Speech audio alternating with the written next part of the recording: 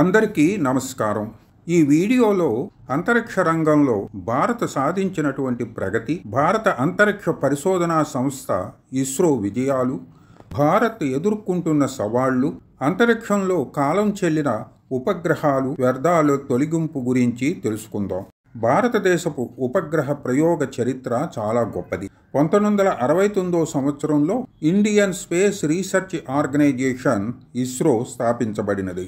Doctor Vikram Sarabhai ఇస్రోని స్థాపించడంలో కీలక పాత్ర పోషించారు. అందుచేతే వారిని భారత అంతరిక్ష పరిశోధనా పితామహుడిగా కొనియాడుతారు. అంచెలంచెలుగా ఎదుగుతూ అగ్రదేశాలకు దీటుగా భారత్ను సాంకేతికంగాను తిరుగులేని దేశంగా తీర్చిదిద్దటానికి ఇస్రో బాధ్యతలను స్వీకరించింది. ఇస్రో సంస్థ దేశాభివృద్ధి లక్ష్యంగా అంతరిక్ష విజ్ఞానాన్ని అభివృద్ధి చేసే ఉద్దేశంతో ఏర్పాటై ప్రస్తుతం ప్రపంచంలోనే అగ్రగామిగా నిలిచింది. ఎస్ఎల్వి నుండి ఏఎస్ఎల్వి, పిఎస్ఎల్వి, జిఎస్ఎల్వి మరియు జిఎస్ఎల్వి మార్క్ 3 రాకెట్లతో ఆర్యభట్ట మొదలుకుని చంద్రయాన్ 3 వరకు ఎన్నో ప్రయోగాలు చేసింది.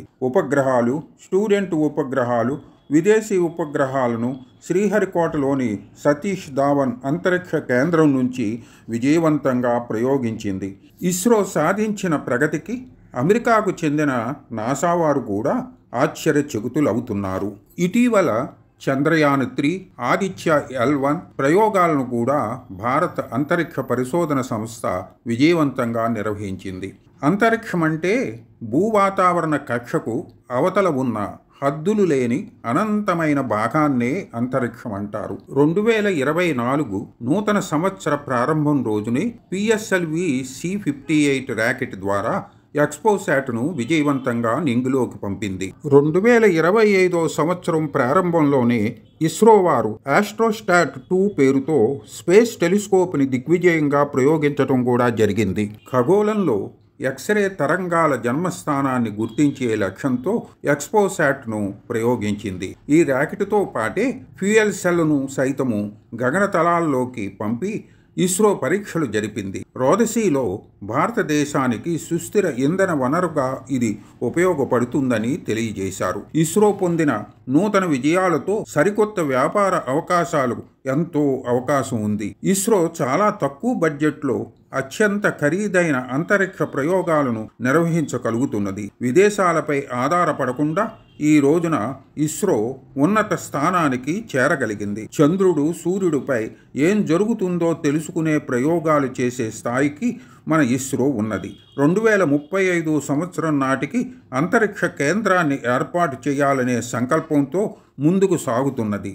త్వరలో శుక్ర, అంగారక గ్రహాలపై దిగటానికి ఎంతో కృషి చేస్తున్నది. భారత్ తక్కువ బడ్జెట్తో ప్రయోగాలు చేయటంతో వివిధ దేశాలు తమ ఉపగ్రహాలను ఇస్రో వారిచే అంతరిక్షంలో ప్రవేశపెట్టాలని కోరుకుంటున్నాయి. భారతదేశంలో ఎన్నో ప్రైవేటు కంపెనీలు ఉపగ్రహ పరికరాలను తయారు చేసి ఇస్రోకు అందించటం గొప్ప విశేషం. ప్రైవేటు రంగం సైతం పరిశోధనలు చేసి క్రియాశీలక పాత్ర పోషించేలా ప్రభుత్వం కూడా ప్రోత్సహిస్తుండటం గమనార్హం.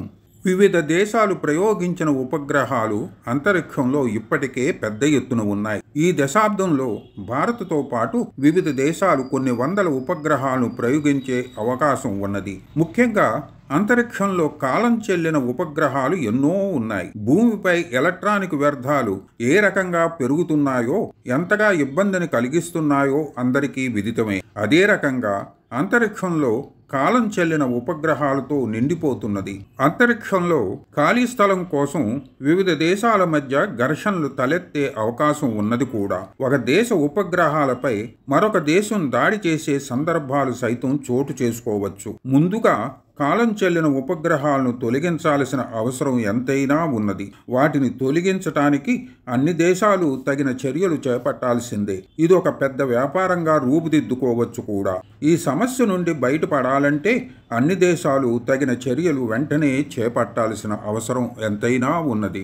భారతదేశం సాంకేతిక పరంగా ఎంత అభివృద్ధి చెందినా ఎన్నో సవాళ్లను కూడా ఎదుర్కోవలసి వస్తున్నది. ఎందుచేతనంటే అంతరిక్షంలో మిస్ఫైర్ అనే ప్రాంతంలో గాలి చాలా తక్కువగా ఉంటుందట. దానిని అనుకూలంగా చేసుకుని వివిధ దేశాలు ఆ ప్రాంతంలో గూఢచార బెలూన్లు, సౌరశక్తితో నడిచే డ్రోన్లు, హైపర్సానిక్ క్షిపణులను ప్రయోగించే కార్యకలాపాలు పెంచుతున్నాయి. మన పొరుగు దేశమైన చైనా ఇప్పటికే ప్రత్యేక సైనిక వ్యవస్థను అభివృద్ధి చేసుకుంటున్నదనే సమాచారం కూడా ఉన్నది. ఈ విధమైన పరిణామాల వల్ల భవిష్యత్తులో అంతరిక్షంలో ప్రయోగాలకు ఎన్నో అవకాశాలు వస్తాయో అంతే స్థాయిలో సవాళ్లు సైతం ఎదురయ్యే అవకాశం లేకపోలేదు.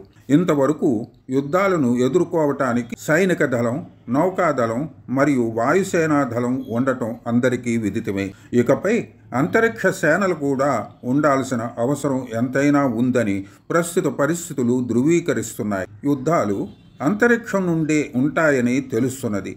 కొంతకాలంగా అంతరిక్షంలో సైనికీకరణ జరుగుతోందని భారత వైమానిక దళాధిపతి ఎయిర్ చీఫ్ మార్షల్ గుర్తు చేయడం గమనార్హం. దీనికి తగినట్టుగా భారత్ రక్షణాత్మక సామర్థ్యాన్ని సమకూర్చుకోవలసిన అవసరం ఎంతైనా ఉందని స్పష్టం చేశారు. అందుచే భారత్ వాయుసేనను అంతరిక్ష సేనగా మార్చాలని, దానికి అనుగుణంగా సిబ్బందిని, ఆయుధ వ్యవస్థను రూపుదిద్దుకోవలసిన అవసరం ఉందని భావిస్తున్నది. సాంకేతిక పరిజ్ఞానం ఎంత పెరుగుతున్నదో అంతే స్థాయిలో వినాశనానికి కూడా దారితీస్తున్నదని చెప్పటంలో ఎటువంటి ఆశ్చర్యము లేదు. ఈ సవాళ్లను భారతదేశం సమర్థంగా, విజయవంతంగా ఎదుర్కొంటుందని ఆశిద్దాం. అందరికీ ధన్యవాదములు. మరొక వీడియోతో మీ ముందుకు వస్తాను.